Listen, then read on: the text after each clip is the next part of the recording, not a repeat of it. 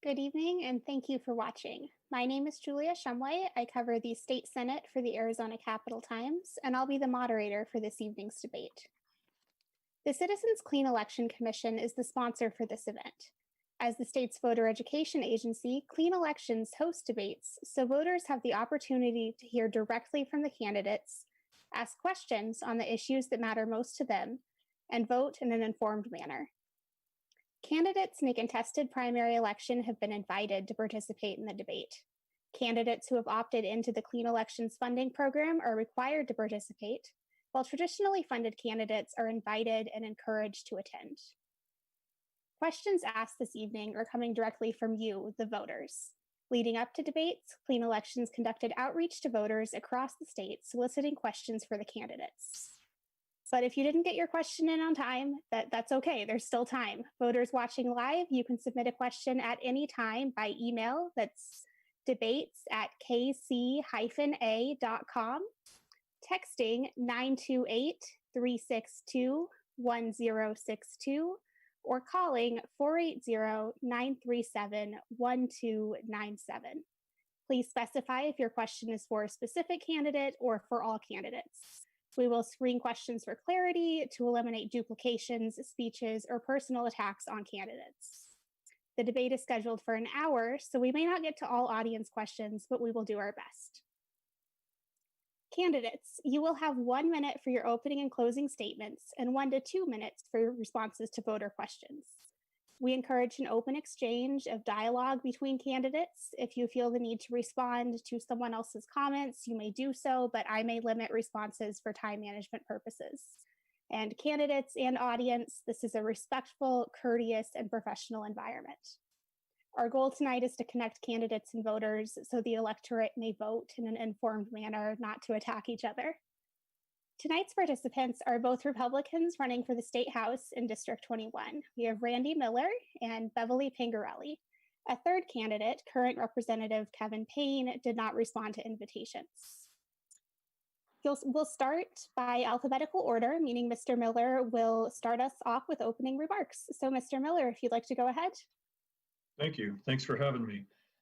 My name's Randy Miller, and she said I am a candidate for the House of Representatives for Arizona, and I've been a precinct committeeman in Legislative District 21 since 2011. And I'm running because I'm a retired senior deputy probation officer. I was an advocate for the people that I represented as well as their probation officer. And I know how important it is to be an advocate for people that need it. I've worked under the system, I've worked under the policies and laws that the legislators passed. I know the good things that happen with them, and I know the bad things that happen. And since I've been involved as a precinct committeeman, I've seen that the people have not had a true advocate under the Constitution. And it's failing us. Look what we see today with this environment, with the reactions of the governor violating constitutional authorities that he doesn't have. He's stepping all over them with his telling you to stay home, closing your businesses, crippling the economy. And where's the representation for the people to say, hey, that's not right. You don't have the authority to do that. Where's the separation of powers that tell the government one power is not to have more authority over the other or more than the other? The legislature is supposed to keep a balance with the actions of the executive branch, and they're not doing that. We need a voice downtown in the Capitol representing the people, standing up for the people, and being an advocate for them for justice and the Constitution. I'm the director for the Constitutional Sheriffs and Peace Officers Association for Arizona. I teach the constitutions, both the Arizona State Constitution and the U.S. Constitution, and I've been doing that for years. I've traveled the state doing this, and my group is now over 60 people, averaging 30 to 60 people at a time. And we are being active in learning and holding our legislators accountable. One way I can do that is representing you downtown at the Capitol, to be a voice for justice and reason for us under the Constitution. And I hope to get your support to do that. Thank you, Mr. Miller. And Ms. Pingerelli. Hi, well, I just wanted to thank Clean Elections Commission and for hosting this debate, and for Mr. Miller for participating also. Just a little bit about myself. I've been married to the same wonderful man for 32 years. We have 2 grown daughters, and I've lived in Arizona for 16 years. A little bit about my educational background. I have a bachelor's degree in biological sciences, and I have worked in either academia, medical research, or clinical lab setting for the last 30 plus years. I am right now in my 6th year on the Peoria Unified School District Governing Board, and I enjoy that very much. My voting record on the school district has shown my conservative principles, such as protecting student privacy, working to improve academic performance, such as bringing phonics back into the classroom, support and expand career and technical vocational education in high school students, and demonstrating fiscal responsibility and transparency. I will bring my leadership experience as a governing board member, as well as my conservative values of pro-Second Amendment, pro-life, and pro-family to the Arizona legislature. Please visit my website at beverlypingerelli.org to learn more about me. Thank you. All right, and moving on to questions, we'll start this first one with Mr. Miller. Let's start with the biggest news of the day. Cities across the country and here in Arizona have experienced protests over the past week after a Minneapolis police officer killed a Black man named George Floyd. What should political leaders be doing to address concerns that constituents may have about police violence? Well, the first thing they should not do is what I believe the city council member from Phoenix did, Mr. Gonzalez Garcia. I don't remember his first name, maybe Carlos. He put out a paper basically villainizing law enforcement and justifying the behaviors of the rioters on the streets. That is not what you do. What they should do is understand they don't have law enforcement experience, and they don't have the backgrounds to be making comments that they do that inflame the passions and the fury of the people on the streets. They need to be allowing the law enforcement representatives to make the comments and support it if they need to, call for the investigations. I was an instructor and trained with the Los Angeles Police Department, certified 2 separate times, and I did instruction as a private contractor for 5 years in arrest and control, unarmed defensive tactics, and use of force law. That tactic that was done was nowhere near appropriate, and is no policies in any departments condone such a behavior. No law enforcement officer that's been on that understands their responsibility once someone's taken into custody for the safety and life of that individual is going to allow something like that to happen. So when you have political leaders jumping on the bandwagon of villainizing law enforcement officers, they're stepping way out of line. And that comment that was made by this Gonzalez or Garcia individual, Phoenix, I'm sorry, I don't have the notes with me, that is close to sedition, in my opinion, and he should be arrested, because that is incitement of riot. That is justifying the behavior of subversiveness and challenging government authorities. And look what we have now.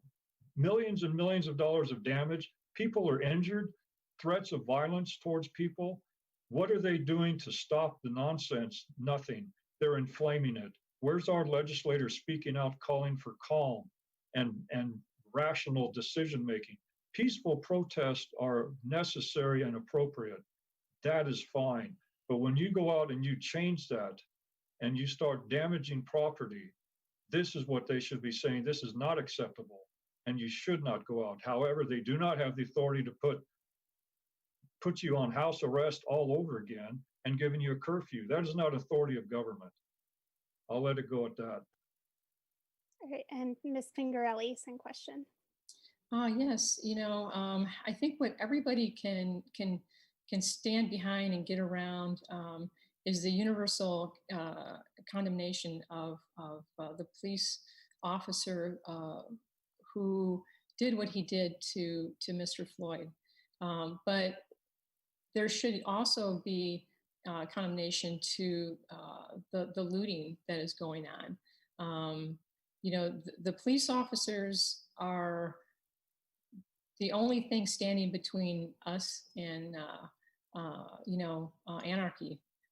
So I can't look at things through anybody else's eyes. I can look at them through mine. I don't know how all these people feel, but the looting and the destruction of businesses is wrong. As Mr. Miller said, we've been stuck in the house for 2.5 months, and people are losing their jobs, their businesses, and this is just an atrocious behavior. There needs to be checks and balances with the police force, I'll just let it go at that. As a follow-up to that, we are, as Mr. Miller alluded to, under a statewide curfew of 8 p.m. for the rest of the week, and have seen around the Capitol downtown, there are barbed wire fences up surrounding it. Those are also in some other places in Metro Phoenix right now. What do you think of the response to these protests? Is this one to me first? Yeah, we'll start with you. Okay. Yeah, I mean, you have to protect the city. You have to protect the businesses. I mean, I guess if barbed wire is what's doing it, if the governor is calling up National Guard, if the police are not able to take care of it, I guess you have to be able to do what is necessary to protect the businesses and to protect the citizens. But you can't overreach and close the entire state down again at a certain time. The looters and the people who are having, atrocious behavior are a minority compared to the rest of the country. And I think you have to keep the rest of the country in mind. Thank you. All right, and Mr. Miller, same question. Well, I'm not sure exactly which part you're talking about, the response. Are you talking about the government response, or are you talking about law enforcement response? I'm mostly talking about the governor's response, because that's more relevant to your role as a potential lawmaker. Well, the lawmakers are supposed to follow the Constitution and the Declaration of Independence. And the bottom line is if you look at Arizona's Constitution, Article 2, which is our Declaration of Rights, Section 2, it defines clearly what the role of government is. It says 3 things. Number 1, all political power is inherent in the people. That means the power to make law, that's political power, making laws, is inherent in the people. That's with us, not with one man, the governor. And all legislative authority comes through the legislature. That's also in our Constitution. They're the ones that make the laws. They do not have the authority or the power to abrogate that and give it over to the governor and say, okay, we're in a crisis situation, you can take over. The second part of the Article 2, Section 2 says that government derives its just powers, those powers that are justified, at the consent of the governed. That means we have to consent to it, because we are government of the people, by the people, and for the people. And the third thing this government is supposed to do is protect and preserve individual rights. Nothing he has done has been even close to doing that. So how I would rate it if I was a professor like Beverly is, I'd say he's got an F, because he has not done any of that. He has damaged businesses. I have gone out in the communities for the last 5 weeks, standing between people and the businesses, protecting their rights, explaining their rights to them. I was in Scottsdale talking to businesses, and you'll see that on my Facebook page. We were there to help defend them because they have a right under the Fifth Amendment. It says you shall not be deprived of life, liberty, or property without due process of law. When he shuts a business down, that is a taking. A taking is only under the necessary auspices of that's necessary for the benefit of the public. And then there's a just compensation for that taking. When he told every single business that they have to shut down, stripping them of their right and their ability to provide for their families and give back to the communities, he took possession of those businesses. And then when they do open up, we have these Antifa thugs damaging and destroying in tens of millions of dollars, beating people with skateboards nearly to death. I saw a video today. Where's the response in this, on that? We were working closely and coordinating our positions with law enforcement and providing security. For instance, the jewelry store in Scottsdale that was being robbed at the time, 75 of these thugs were trying to come in. There were 15 guys in there trying to defend this business that they have a right to do. And law enforcement knew they were there. Nobody got hurt. And this guy's business was saved. Now we have the governor that steps in and puts people on curfew, prohibiting, unconstitutionally, I might add, people from protecting their business. And it's given more leeway to these people to run amok. Law enforcement is strapped thin. They can only do so much. The reason we're seeing some of this is because they cannot do too much to escalate it beyond their capabilities as well. When you have the people there doing what they have a lawful right to do, is to protect their property, it's actually helping the law enforcement move on to areas that they can. Not intervening and not playing hero. That's not what it's about. But they have a right to protect their business, and the governor stepped all over that. Okay, and Mr. Miller, we'll stay with you for this next question. While Arizona is reopening, we're still seeing hundreds of new diagnosed cases of COVID-19 each day. How do you think the state should be handling this ongoing pandemic going forward? Well, first of all, are we even sure it's a pandemic? Look at the contradictory. Beverly would be good at answering this question. So I'm not an expert on this. I respect her for her knowledge and her field. But when you look at the contradictory information out there and the fact that their inclusion of other issues in a death and then overruling that, say, well, it's COVID. He stubbed his toe and fell and hit his head, so he died of COVID. I mean, I'm being exaggerating, but this is kind of what we're seeing. So there's really a difficult situation to put the numbers together to justify a pandemic. And the second thing is our immune systems need practice. Guess what? They get good through practice. So when you eliminate your exposure to things, well, it's social distance and all this stuff. From what I'm hearing on a lot of the other side is that that's wrong. So the reaction is not to overstep your constitutional authorities that you're bound by and restricting everybody to their home and reacting the way they do. It's a flu type of situation. The government has the authority to say, you know what, we have some concerns about what's going on here. Our recommendation from the knowledge that we have today is that you take this action. If you have specific health concerns or compromised immune systems, we recommend or suggest strongly that you stay home until things settle down. But they do not have the right to say, everybody stay home. Good Lord, even when they had leprosy, they did not isolate everybody. They didn't quarantine the world. When they had the swine flu or the bird flu, they quarantined those that were sick and needing to be separated. So that's what I would do. I would just say, here's our recommendation. Here's what you need to do. This is what we suggest you do. You have common sense. If a business chooses to shut down on their own, they can do that. If people choose not to enter that because they have concerns, they can do that. They don't have to go out. They don't have to participate in the community until they're feeling safe. But they do not have a right to prohibit all of society from living their lives and strapping the economy the way they did. We're going to see the effects of this. And I'm not sure how it's going to pan out, but it's not going to be nice. Okay, and Ms. Pingerelli. Well, I agree with Mr. Miller on a lot of the cases, a lot of his points. You know, when this started out, people had, you know, they weren't sure it was a novel virus. But as they learned more about the virus attacks elderly people, people with immune compromise.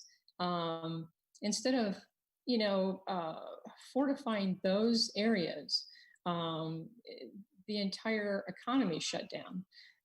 And we will see issues come up that we never even thought about. I know somebody that has a business, and he can't hire people on a minimum wage because they're making more staying home with the $600 from the federal government, and I think it's $250 from the state. You know, I think that we need to keep and open up the economy more. The people that are concerned can stay home, and the businesses, their employers should be giving them leeway. If they can work from home, great. Fortify the nursing homes, but I think we need to get back to work. And I know you'll have education questions, I'm sure, in the future in this debate, but, you know, opening up schools, you know, we've shut down, I'm on Peoria Unified's governing board, we've shut down schools for 9 weeks.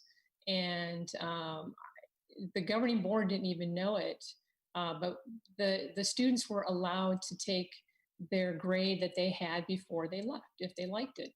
So I was getting complaints from people that, you know, my child's not wanting to work because they don't need to. And, you know, one class is going to build on another, particularly math. If they didn't work for 9 weeks, they're going to be coming back really behind. So I was dismayed with, I know our superintendent knew that, and our deputy superintendent. But I think the schools need to open. We're getting all kinds of complaints about students wearing masks. It's an eerie feeling out there. People, in 2.5 months, we've come to a very, you know, shaking hands, you know, smiling at people, to when you get out, you can't see people's face. If you're not wearing a mask, people are looking at you, you know, like you shouldn't even be there. So the emotional toll, the economic toll needs to end. And we need to get out and start opening things up all the way up. If things rise again, then I'm sure we will be advised to, you know, social distance more. But everybody has the individual right to make a living. And yeah, I'll leave it there. And let's go ahead and jump ahead to the first question about education. As you noted, public school students and charter school students and private school students have missed the last quarter of instruction this year, at least with in-person classes. And they may miss even more school if there is another wave of this pandemic. Right now, the governor and the superintendent say they intend to be back in class in August, but if things change, that could also change. The legislature also hasn't fully restored cuts made during the previous downturn in 2009, which is something schools have brought up as we're facing another downturn. What are your thoughts on what school districts will need to meet this new economic challenge, and where would you look for additional resources to fund those needs? Well, you know, you have to look at. I know with Governor Ducey's 2020. And I'm sorry, I've got a call on this line, so I'm trying to, I hope this isn't coming up on there. Governor Ducey's 2020, we did give the 20% over 3 years. The last 5% was given this next year. So we did what the governor had asked. I'm not sure where the extra cost is going to be coming from. You know, if we open schools up completely, you're going to, you know, hopefully have the same number of students come back. I don't think so, but you know, the money is going to have to follow the student. So the student, wherever the student goes, that's where the money is going to go. So I think the new norm is going to be, we need to do as much or more with less. Thank you. All right, Mr. Miller. I don't, the new norm is kind of an irritational statement. I understand, I'm nothing on Beverly. I know what she's saying, but the new norm is it was proven to be a false statement with Trump's economic bounce to the positive, tremendous bounce. As far as the schools go, well, and Beverly sat on the school board, and she was a conservative voice for the school board, but you're fighting 5 or 6 people. But the problem is the schools get 47 to 48% at least of the entire school budget, K-12. If the state budget, if it's $11.4 billion, they're taking almost half of that amount just for K-12. Plus they get 0.6% of sales tax from the state. Plus they're getting anywhere from 60 to 67 cents per dollar on average just on property taxes. So they're getting the lion's share of money from the state, and that's not counting federal money that they get. And we have no idea where that money goes. If you look at their websites for each district, it's a template from the state, and it doesn't break down. Each department in every district is broken out. There's transportation, and Beverly knows this. She can answer as well. There's transportation. There's food and cafeteria. There's education. There's administration. There's maintenance. Each one of these departments should be broken down to see how much they spend for each one. How many staff do they have in each one of those departments? And being from working for the county myself and working with negotiations on contracts for employee negotiations, I know this is where the games are played. Because what's happening is if they say they have 500 teaching positions, 80 of those may be vacant, but they're funded for all those. And the same thing goes for each and every department within the school district. They have budgets for supplies and services. They have budgets for training and food, going out of state and possibly a lot of times out of state, and doing training seminars and getting paid for that. How much do they spend for that? How much do they spend when the administration is getting their memberships and dues? We have no idea. It's all bundled together on the website. The district may get it when they do their budgeting for the school board, but the people don't know. This needs to be fixed. There needs to be legislation that says you need to do an itemized budget for the people to see where your money goes and where it's being spent. The problem with this COVID is they're not getting a lot of money because, as Beverly pointed out, you have ADA, average daily allowance. The schools get money per student based on a formula on the school district that they get based on a formula from the amount of properties that they have. Commercial properties and stuff is going to determine what their value the students get. It's based on economic regions. We don't know what the impact is going to be because the students are not getting ADA to the school. Is that not correct, Beverly? So they're going to have to find out where they're going to make that money up. And they're going to come back and they're going to say, well, we're going to have to cut 40 school teachers. Well, show us to make sure that you're not cutting vacant positions and pulling the snow over the people's eyes because you're lying about it like they do. And they're saying we're cutting 40 positions, but they're vacant. And in the next year, they need to try to get those back. So they're not really losing anybody. We have to find out what they're spending, where they can make their cuts, and bring it back into balance based on transparency in the school districts. Great. Ms. Pingerelli, you looked like you wanted to jump in there for a second. Did you want to? No, I'm good. Thank you. All right. All right, and then, well, sticking with you, Mr. Miller, since sticking with finances, our state budget analysts predict that Arizona will face a $1.1 billion deficit, plus or minus $500 million, thanks to the economic fallout of COVID-19 and the associated lockdown. How do you propose to solve this deficit? Would you cut programs such as K-12 education or raise taxes? And if you don't propose cuts or raise taxes, just want to know how else you'd balance the state budget. That's going to be a tough one because, like I said earlier, they did this to themselves, unconstitutionally shutting businesses down. Where do they get their money? From business, from taxes. We have to, like Beverly said, immediately open up the economy now again. Get that revenue flow going for beginning. Not this phased in nonsense that Ducey is doing. Open it up now, give people back their rights, get that revenue flow back into service. Look at our regulations. Where can we make cuts?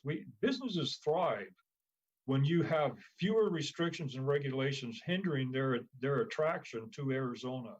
We need to I would suggest cutting our tax base, cutting our corporate tax base and personal tax base. Make Arizona an attraction for people, families, and business to come here. And that's going to bring revenue. We may not be doing real well for the first year because we shot ourselves in the foot with ridiculous policies and practices. And it's going to take time to recover, but we can do it. I do believe that if we open up now, look at our regulations and restrictions and allow businesses and families to come here by reducing our tax rate, not increasing it. All you do when you increase your taxes is it's legal plunder. You're taking more from the people, restricting their ability to give back to the communities, restricting their ability to expand their business ventures, and restricting their ability to spend and enjoy life. And what do? Well, we don't know because, like I said earlier, with the school district budgets, we don't know where they spend their money and they're always asking for more. We had a $125 million expenditure minimum just from the Department of Child Safety from 2015. They were given $44 million, and in 2016, Greg McKay says, I lost that money. No one asked why. The next year, 2017, I believe it was, he says, I need $64 million more or $60 million more. People in the government obviously said, okay, no problem. And I forgot the name of the committee. My mind's racing, sorry. But they gave another $60 million. There's $140 million. I told them, you need to do a federal audit. You need to do an audit on this agency.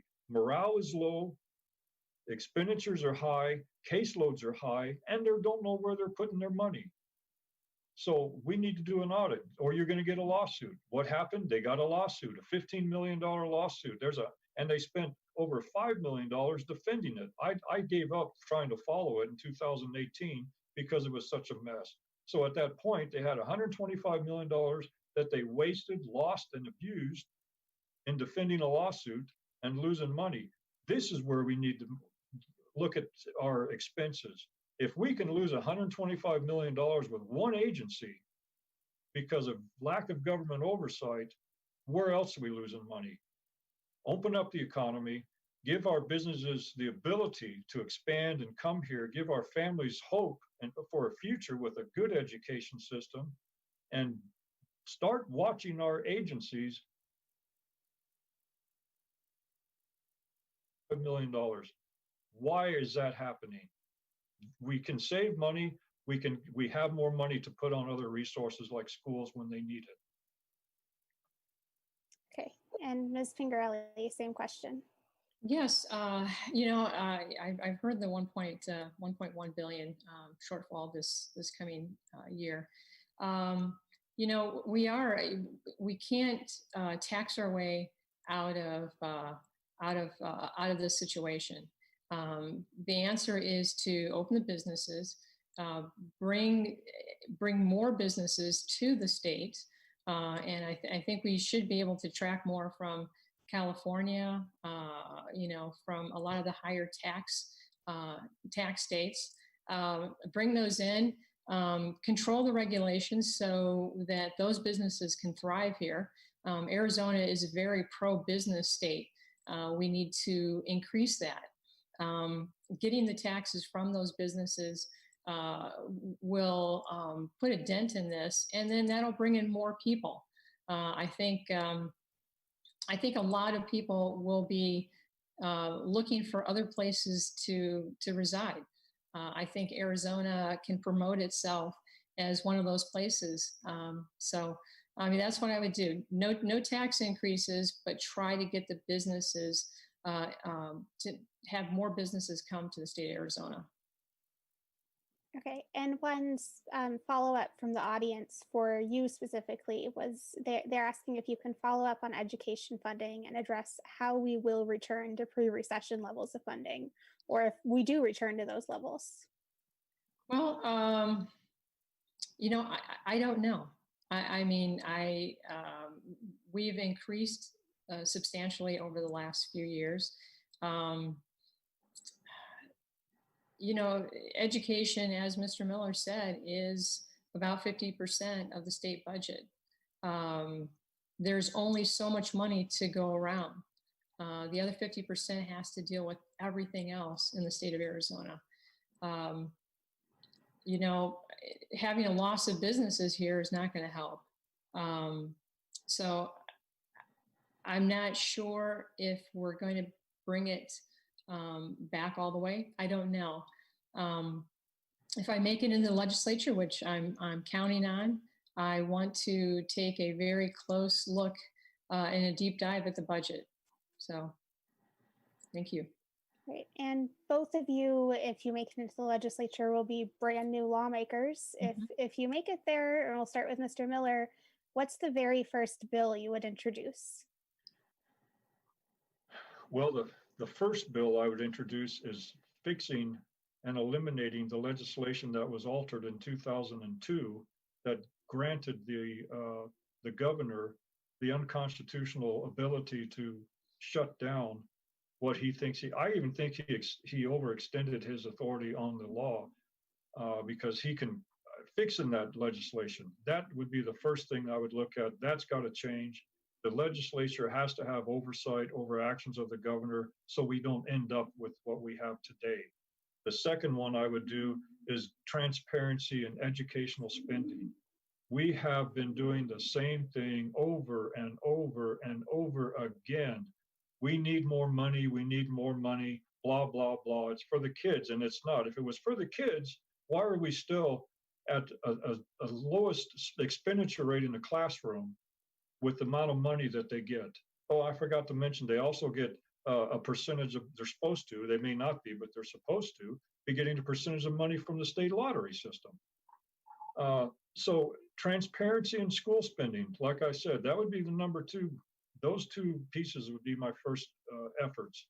Transparency in educational spending on the district level, that we want to see where you spend, break it down by department, how much are you spending in each department, personnel, benefits, travel and training, all that stuff, so people can see. You can't fix a problem unless you know what it is.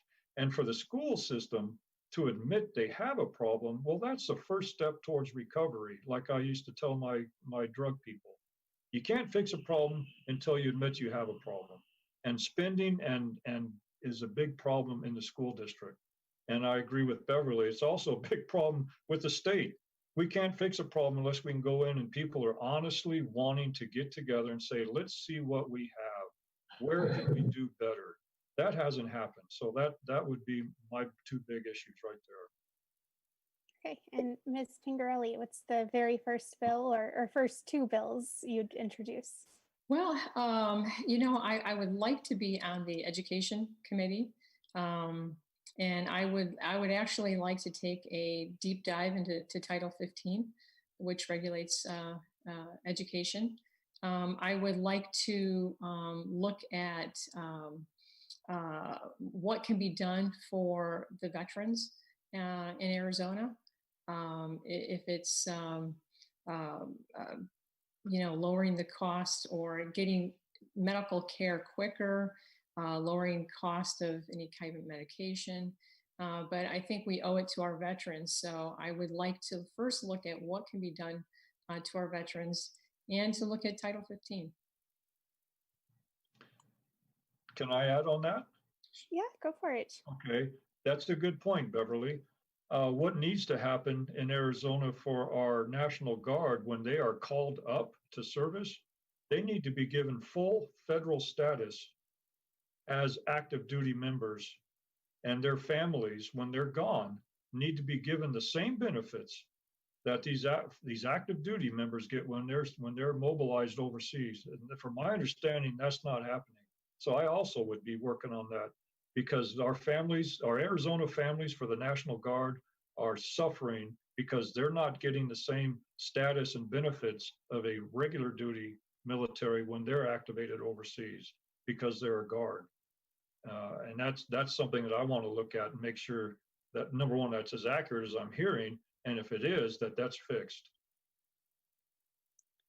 Great. Next question. Do you support, and we'll start with Ms. Pingerelli on this one, do you support the Invest in Education initiative, which would raise income taxes on the wealthiest Arizonans to fund public schools?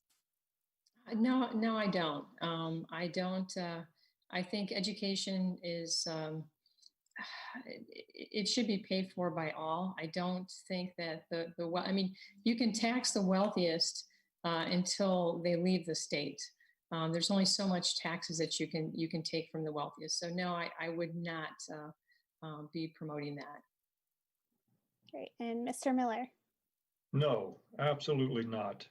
It's legal plunder. You're stealing from one person to give to another, and there's no expectation of accountability of where that money is going, just like I've been saying. No, you can't tax more and more, finding more and more people to tax just so you can continue your irresponsible spending. That's happening. The education system has been broken for decades. Like I said, we keep going through this same circus year after year, decade after decade, finding more ways that we can tax, increasing property taxes to pay for it, even though they're some of the lowest in the nation. It's not going to stay that way, because we have this movement that they feel they need to take more and more and make education the predominant funding source over everything else. And that's not the way it works. Expectations need to be balanced, and they need to be held accountable for their failures. The education system has not been successful. Otherwise, we would see it in the numbers. So we need to take a real look at what's happening with our education system and find out, why are we doing this over and over again, every year, every decade, and still have the same problems? Sounds like we got the wrong people looking into it and the wrong people handling it. I'm not saying I'm the right one, but you find those who are. We've been doing the same style of teaching and not modifying from my experience watching things. And I worked in the schools as a probation officer with the resource officers. I worked with the teachers, and I've seen the complaints and the issues that they've had. I worked with principals and some of the disappointments that they were experiencing and their hands being tied, trying to find ways to keep the ADA up. And it needs to be reevaluated. Right. And just as a reminder for anyone watching live, you can submit a question at any point by emailing us, debates@kc-a.com, texting 928-362-1062, or calling 480-937-1297. One more question from the voters who are watching now. Our country and our state are deeply divided politically. What actions or discourse would you engage in to help bring us together? Is this one for me first? Yes, let's start with you. I think you're right. Everybody is kind of running towards their own camp. I think that we do need to get more people discussing the issues.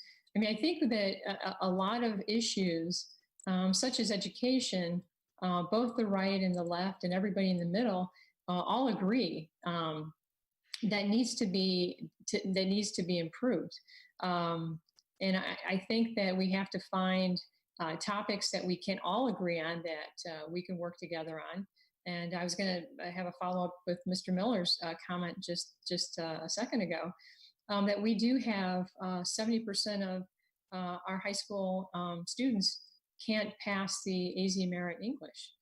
So there is an issue there, and I think that everybody can get together on education. So find the areas that we can agree that we need to work on, and let's get down to work. Okay, and Mr. Miller, same question.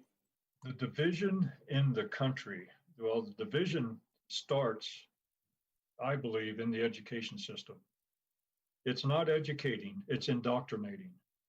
We have not had education. 70% can't pass AZ Merit. Well, and if you look at the government's, I forgot the name, there's accountability, there's an agency in Arizona that actually grades the school system. And if you look at the grades that they're getting, we're Peoria School District and the Dysart School District are running at 47% that can pass math. 40 something, it's in that area. Less than 50%, less than 50% of our students can pass math and science, or English and writing. They're doing about 54% can pass in science. But there is not one requirement for history. We have lost touch with who we are, what we are as a country, and what we are as a culture. There's a push that's doing away with that. They're not educating our students, they're indoctrinating them to the socialist mentality. And I have no problem saying this, because look around us. We have Antifa, agitators pushing for communism. My wife grew up in a communist country. I visit a former communist country every year for the last 5 years and spend a month there. And we talk to the people, and I understand what they live through and what they go through. Our students do not. If we were educating our students, we wouldn't have this divide. If people were getting back into understanding the religious base that we came from, that we are Christian, Judeo-Christian society formed on that opinion, on that belief system, and we're not a system of socialist democracy where your fate and future is controlled by an individual. If that's what you want, then this is what we get. We have to go back to educating our kids properly, leaving the family structure alone, letting the families decide the sexual issues in the home. We are allowing government to dictate our beliefs and morals and values, and it's none of their damn business. It belongs in the family. It belongs out of the school system, and let people get back to understanding who we are as a country, get history back in the classroom, and get the politics out of it. I just had a follow-up real quick. We do have a limited amount of history, but I do agree. We need to put history all the way through the education, all the way from kindergarten up through 12th grade. And there is not enough history. So I do wholeheartedly agree with you, Mr. Miller. Thank you. I agree with you. All right, and then another question from voters. They say 90% of leadership is showing up in your community. In what ways outside of politics are you active in your community? Mr. Miller, we'll start with you. I didn't understand. 90% of our leadership is showing up? I think the mythical they says that 90% of leadership is just showing up and being present in your community. Oh, so they're asking how you're active in your community outside of politics. Well, like I said, I'm the director for the Constitutional Sheriffs and Peace Officers Association. I travel not just in my community, I travel the state, and I teach, and we have discussions on our Constitution, our founding, and our history with the community, and educating them on civic duty and responsibility. That's very active. During this pandemic time, I have also been, when I fight, I don't just say what I believe. I practice it. When I say a business has a constitutional right to exist and to operate under the Fourth Amendment, the Privileges and Immunities Act, well, that is not amendment, excuse me, Article 4. The 14th Amendment also has privileges and immunities, but Article 4 is privileges and immunities. It's your right to do business. It's your right to trade and sustain yourself. The Fifth Amendment, that you have a right to due process before you lose any of your liberties, life, liberty, or pursuit of or property. These are things, and in our own state constitution, the government cannot pass legislation that interferes in contracts. Everything that has happened interfered with contracts of businesses. It's a taking of their property. So what I did when people were trying to open their business and they're being harassed by city managers in Wickenburg, I traveled there and I spent 2 days supporting 3 businesses that were opening their doors and letting them know that, and I wasn't alone, I had a couple other people with me. I supported their right to have their business open, and we made sure that the patrons that came in and out of there were safe and not harassed. Now, when we had this event, I went to Scottsdale and I coordinated with people who were protecting other businesses during these riots between them and law enforcement. I'm active on everything and everywhere I can be to make sure that not just saying our people have a right, but I'm intervening myself to make sure that these people have a right. And I will do the same thing with each and every person in my district and the state, because Arizona we are a republic, a mini republic. We're broke down into 30 districts. Each district has representation for us to act down at the Capitol on the state's behalf. So we're acting on the behalf of the state, but we're representing our district. So every vote we make affects everybody in the state. So I travel the state. I believe in our country. I believe in our state. We are a separate, independent, sovereign nation, Arizona, and we operate under international law, which is the U.S. Constitution. Our source of authority does not come from the U.S. Constitution. Our responsibility is to make sure it's upheld. Our source of authority is our state constitution. And I make sure that people understand the differences, and we hold each and every one of our legislators accountable. That is activism. That is involvement in the community, making sure that they understand how they can interact with their legislature, what they can tell them that they know, and what they can tell them that they believe they're doing wrong, and why. When you have people you work with that know more about the rights and the laws of the Constitution than the legislators that are passing them, that's a success. Great. And Ms. Pingerelli, how are you active in your community? Well, let's see. I spend a lot of time on the governing board, doing governing board issues. I'm able to visit a few schools. I haven't, it takes a tremendous amount of time. I've been active, some in the Muscular Dystrophy Association. I work a lot, but I know when they said 90% is showing up. I think that there's a lot to be said. I'm a person that kind of dives into the weeds. I don't mind doing the hard work.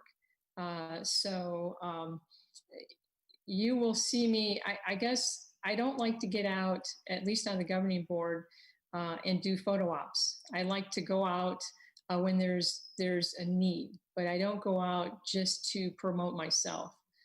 So in the legislature, I would be there working. And I'm very big in the Republican Party. I'm a precinct committee person. I've been for a number of years. Thank you. Great. And this is a question from our audience specifically for Mr. Miller. How would you represent constituents who don't agree with the religious beliefs that you've stated? They don't have to believe it. I'll be honest with you, I'm not a Christian, but I respect and I understand the importance of our foundation. They have a right, even in the Constitution. I think it's, I forgot which article it is, but it says no test of religion is required. I think it says on Article 2 for the president, no test of religion is required to hold office. No test of religion is required for you to vote or live here. But we have to respect the rights of those that are. And we have to understand the importance of that being, that is what we are based on. And I would respect their rights because no one's going to force them. No one's forcing me. But at the same time, we have to respect what we are and where we come from and not shut down those that believe. And that's what's happening. You don't take prayer out of school just because someone's offended. They don't have to pray. But you don't shut them down to accommodate those that don't like it. It's not right. If you believe in your rights, that you don't want your rights to be infringed, then how can you turn around and demand the infringement on the rights of those that believe just because you don't? We have to be fair and we have to be balanced on everything we do. You represent people based on the constitutional rights they have. That's how I will represent them. They have a right not to believe. I will support that. Just as the Christians and our Jewish family have a right to their beliefs, we need to support and respect that. Where does the balance come from and the respect for each other come from? I will represent people by example. Great. And this next question is for Ms. Pingerelli, or starting with Ms. Pingerelli. One of many issues that was left unresolved when the legislature recessed and then adjourned was whether to restore the ability of cities and counties to regulate short-term rentals. Local officials across the state say that a 2017 law designed to protect rental owners from burdensome regulations has resulted in some communities losing entire neighborhoods to short-term rentals. Should the state repeal or amend that 2017 law to allow local government more control? You know, I haven't really looked at this issue. So the short-term rentals, are you're talking about communities that have people that rent out their properties? Right. So like Airbnb in Sedona, for instance. Okay. All right.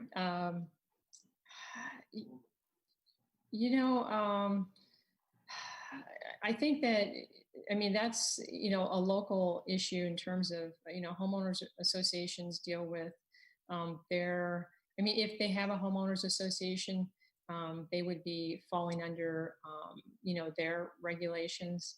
But you know, I'm not I would need to take a deeper dive into this one. Okay, and Mr. Miller, same question.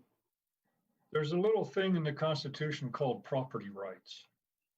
And again, property rights it needs to be a balance. People shouldn't be allowed to do certain things with their property that's going to damage the community and damage the neighborhood. I use Airbnb when we travel. I like it. The Airbnb, I'll tell you what, those properties are maintained better than some of the homes in the neighborhoods. When I can go to Moscow or Peter or Helsinki and get an Airbnb in a traditional communalistic living, where it's a communal living, but you got your own very nice apartment inside, and it's maintained. They have standards. Airbnb is nothing wrong with it. The other issue I have is homeowners associations. Some of these homeowners associations are like living in little neo-Naziville, and it's not comfortable. You have all these regulations, and one thing about HOAs is they are controlled by the state. So the state can bring a balance to that. Do we need HOAs? Sure, I have no problem with them, but there needs to be a balance in how they execute some of their policies and how they come down on a heavy hand sometimes. But that is controlled by the state. And when we're looking at property rights, we need to find out if we can have a balance of Airbnb. That's a business. That brings income to the state. And it also increases, I believe, property values because they're maintained. There's a rating on Airbnb. You leave a grade, again, Beverly, a grade on Airbnb of your experience when you're there. And these people want positive referrals. They want a positive experience when people go and travel there. And if we're going to villainize it because we're thinking as bringing down the property values, or the HOAs don't like it because they can't control another aspect of an individual's life, then we're looking at some real concerns here that what are we going to be as a country? Are we going to be all domineering of every aspect of people's life? Or are we going to actually allow people to live and breathe and use their skills, talents, and abilities, if it's owning a couple of Airbnbs, to better the community and better themselves, and then not punish them because they have been successful in their venture? A lot of Airbnbs, take a look at them. Go online and take a look before any judgment is made. And HOAs are controlled by the state. Great. And we'll stick with you for this next one. We're seeing a renewed push from some longtime advocates for mail voting to switch to entirely mail elections this year, or further make more opportunities available for people to request and send ballots by mail. How do you feel about the prospect of voting entirely by mail? It's ripe with fraud. And I know because I was personally involved with an investigation in the 2018, not an investigation, but a citizen investigation, I guess, of the voter situation. I had people not getting into voter fraud, but at the ballot as well. I had affidavits signed, and I had over 2,100 signatures of people saying that they believe voter fraud was going on. And I had affidavits signed from people that worked at polls, people that worked at the processing center, and mail-in ballots. This is a problem. You're not disenfranchising people because you're allowing people that don't live here to vote, or people who have died to vote. This is happening. Or people that are finding boxes full of ballots and sending them in. We have to have some controls on this, because we have to make sure there's integrity and our voting system is valid, because that's our government. That's how decisions are made on us. And if we don't get controls on that and make sure that it's done properly, we're going to lose it. Mail-in ballots, I'll tell you what, when I moved to my last house, I still own it, it's a condo. The previous owner was a snowbird. He lived there 3 months out of the year, lived in South Dakota, and he registered to vote at my apartment. I was still getting his ballots as a snowbird coming to my house. Mail-in ballots. We have 4 amendments that address voting. The 14th Amendment, the 19th Amendment, the 24th Amendment, and the 26th Amendment. They, each and every one of them, say a citizen's right to vote shall not be infringed. Citizen. We don't have, he's a citizen of the United States under the 14th Amendment, but not for all the other purposes. But he's not a citizen of Arizona, yet he was getting ballots to vote. That's one example. Mail-in ballots, I believe, are ripe with fraud and should not be allowed. They need to go, those that can should go to the polls that want to.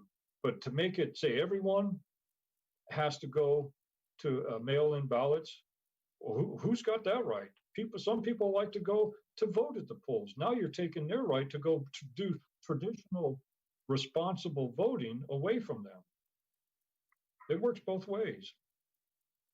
Okay, and Ms. Pingerelli, how do you feel about an all-mail election? I disagree. I do not believe in an all mail-in ballot. You know, I know some people might be worried about coming to the polls. You know, they can mail in their ballot. They can request a ballot early. But I think to have all mail-in ballot, it is ripe for fraud. So I think that the combination that we have here is fine.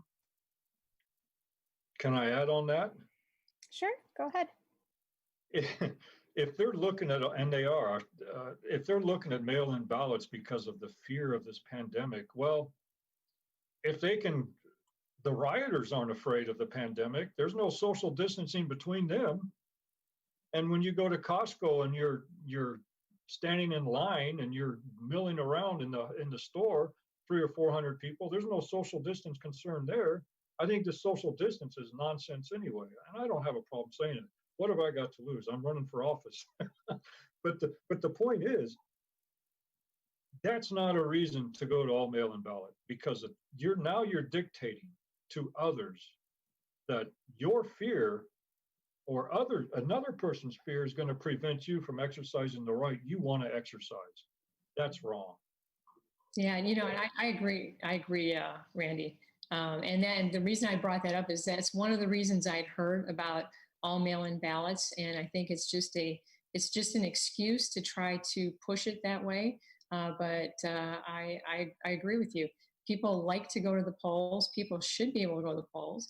If they want a social distance, 6 feet, that's great. I'm sure they'll have everything marked off. But it is ripe for fraud. So again, I don't believe in all mail-in ballots. Great, and we'll stick to you for this next question. This audience member says it seems that some young voters are not engaged in state politics. How would you work as a lawmaker to help get younger citizens engaged in our state's political process? I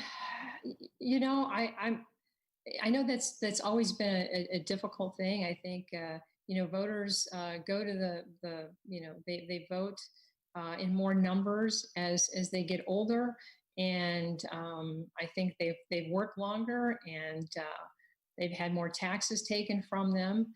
I think that they have more of an incentive to get out there and vote. To get younger voters, I know at our school district, the high school seniors they've had a push to do registration. But I think it's an uphill task, but I think that everybody should get out there and vote.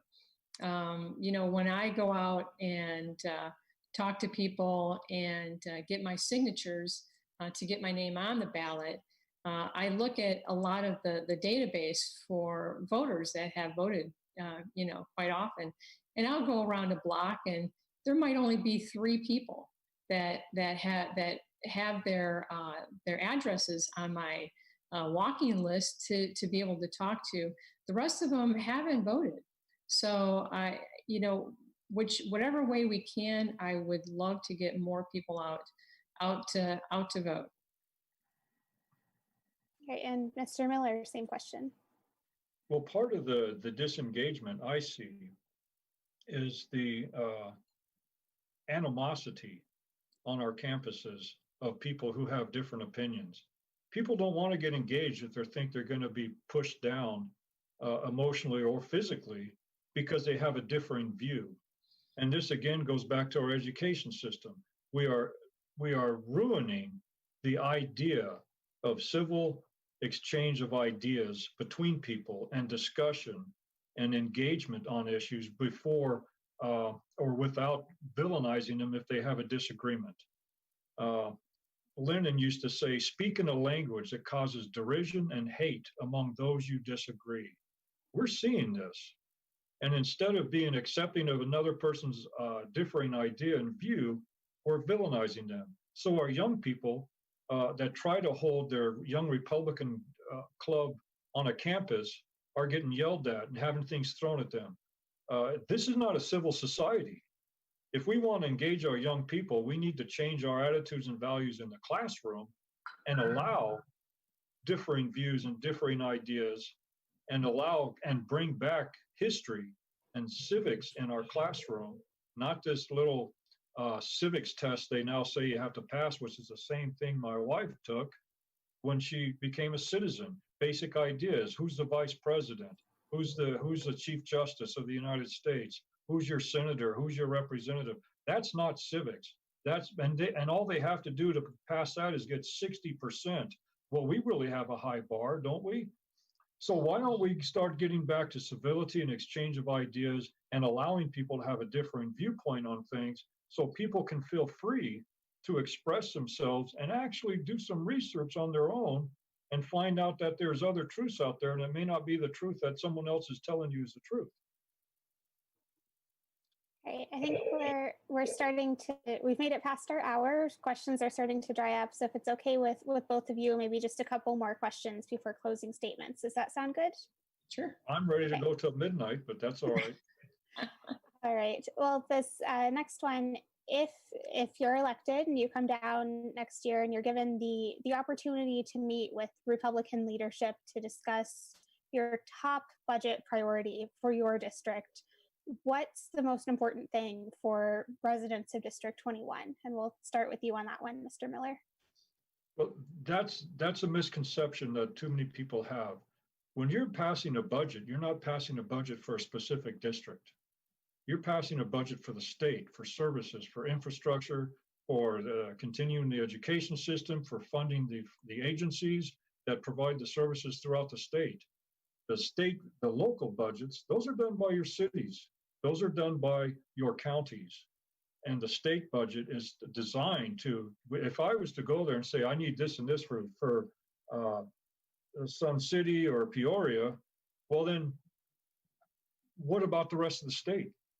Then we get into the same problem that we have in Washington, where everyone's putting their little pet P in there, and before you know it, you've got a $23 trillion deficit.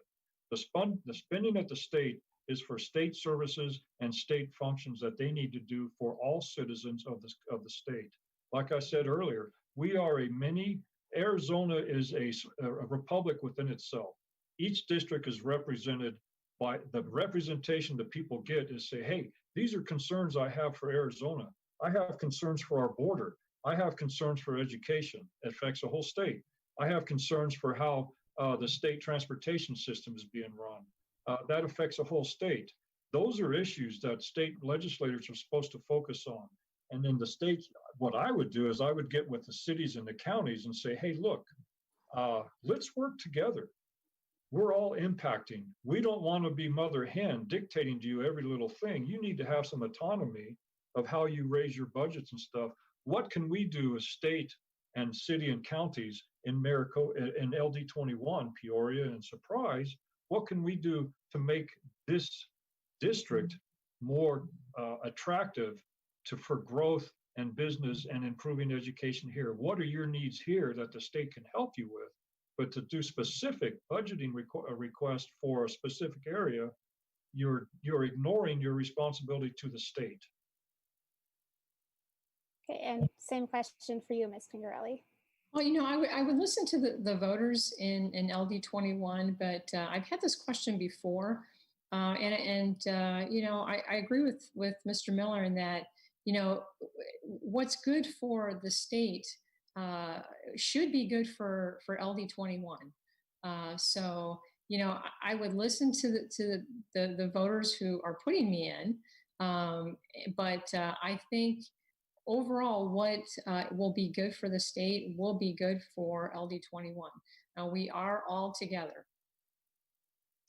All right, and we'll stick with you for this final question. There's a very distinct possibility that one or both chambers of the legislature could switch to being in Democratic control or a tie in the next legislative session. And even if Republicans do maintain control of both chambers, we've seen during the past 2 years that having narrow margins with Democrats have made getting work done down at the Capitol very difficult. You see gridlock in the House and a lot of bipartisan work in the Senate. If elected, how do you plan to work across the aisle on legislation for the good of Arizona? Can you work with members of the other party? Well, I guess I could use my experience on the governing board. Our governing board is made up of 5 people. It's less than the House, but you know, what is passed has to be a majority. We need 3 people at least to vote on an item to pass it. You are able to only talk to one person on the governing board, so you pick that person that you think that you can maybe, you know, persuade to vote the way you would like. It's the same thing with the House, although at the House you can talk to other members. I don't think it's good to automatically go to you know, right or left sides. I think that you have to talk to everybody. You have to take in all the information and then make your own decision based on your own values. I think talking is the basic thing that you need to do. You can't be afraid to share ideas with everybody. I think you do have to work together. Great, and same question for you, Mr. Miller. Well, first of all, I don't hold allegiance to any man, woman, or party. I'm a Republican because the Republican platform on the second page, 2016, says we are the party of the Bill of Rights and the Declaration, and the Constitution, and we are here to reaffirm that. That's where I stand. I got tired of waiting for them to reaffirming it. That's why I'm running. So when you talk about Democrat, Republican, these are ideological battles that ignore the people. That's why we are here today, reaching across the aisle to say, hey, I see your legislation. How does that fit in with the rights of the people under the Constitution and our responsibility as government? If we can find a way to make that part of our responsibility and something that's really protecting the rights of the people and allowing them to enjoy their lives, let's look at it. But if it's in there to say the ideological differences that we face are the divide, and it's because we become more about party, left or right, rather than what their purpose is and what the responsibility is to the people. So it's going to be a battle. I love talking to people. I'll work with anybody, but they have to be doing the will of the people under the Constitution.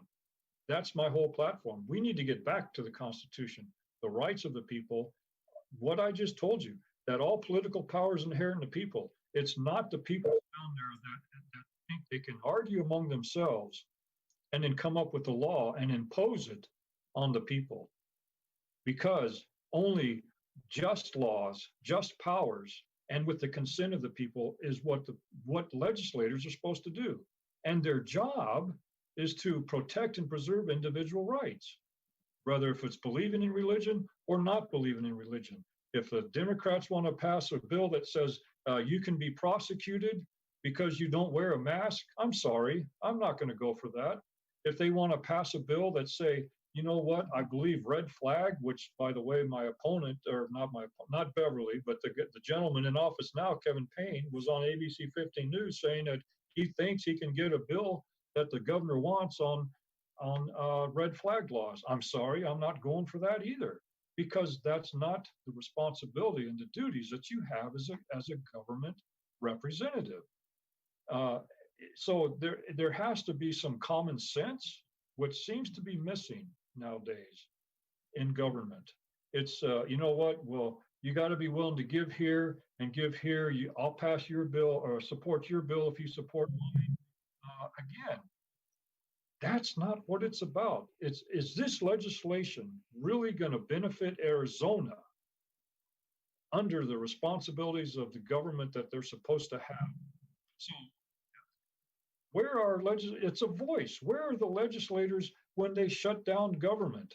Where are the legislators when Ducey wants to pass, puts everybody on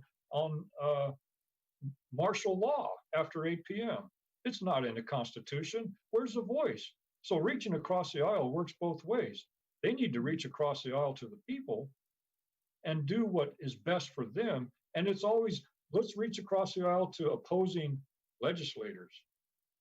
Again, the people are left out. If we can include the peoples in our actions, I'll reach across the aisle with anybody. Great, and let's move on to closing statements, and we'll again start with you, Mr. Miller. Okay, well, I believe in representation and being in front of the people. I'm here. Beverly's here. Someone is not. How is that representation? I believe in being active and understanding of what is going on in government and not playing the political game down at the Capitol to benefit your reelection. I believe in being honest and having integrity. I have bared my soul to you all on honesty. Everything that I could think of that needed to be said, I said. because I'm not going to worry about political correctness, because we can't. Political correctness is killing us. And we have to get back to understanding what we are as a country, and I want to bring that back. I want to represent everybody in Arizona. I want Arizona to be strong again and be united again, and stop this political bantering back and forth between two parties like school children on the playground. We got to get away from that. It's not you're winning and I'm winning, it's the people winning. And that's what we need back in government. Thank you. Thank you. And Ms. Pingerelli, your closing statement. Well, first of all, I'd like to thank Clean Elections again. I'm a Clean Elections candidate, and I really appreciate the opportunity to come and to speak this afternoon, or this evening, actually. You know, the people that are watching and that will watch, I'd like to thank them also for staying engaged and looking at the candidates. I think the important thing is to really look at what the candidates stand for, who you're going to be sending to the State House, to do your homework. And for myself, I know we've discussed a lot of different topics. And if I know we didn't touch on everything, so again, I will at least let everybody know that they can go to my website at www.beverlypingerelli.org, and there they will find my contact information if they would like to get a hold of me. So thank you very much. Great. I forgot something. Beverly, you're wonderful. I too have a website. All right. It's Randy Miller 4 FOR Arizona.com. You can learn more about me as well and ask questions. I'm on Facebook. Beverly's on Facebook. This is an important election. Get engaged, like she said. Contact us. Ask us more questions. And I could use the donations for my campaign if you want to do that. Thank you. I can use a few more dollars. I can get like $4,000 from other than what I get from Clean Elections. So I could get a few more too, Randy. But thanks for bringing that up. You're welcome. All right, and with all the websites and donation buttons plugged, that concludes our debate. To both of our candidates, thank you so much for participating. Voters, thank you to all of you who took the time to watch the debate and inform yourselves before the August 4th primary election. You can continue checking azcleanelections.gov for more nonpartisan voter information. And just again, thank you so much for tuning in. Thank you. Thank you.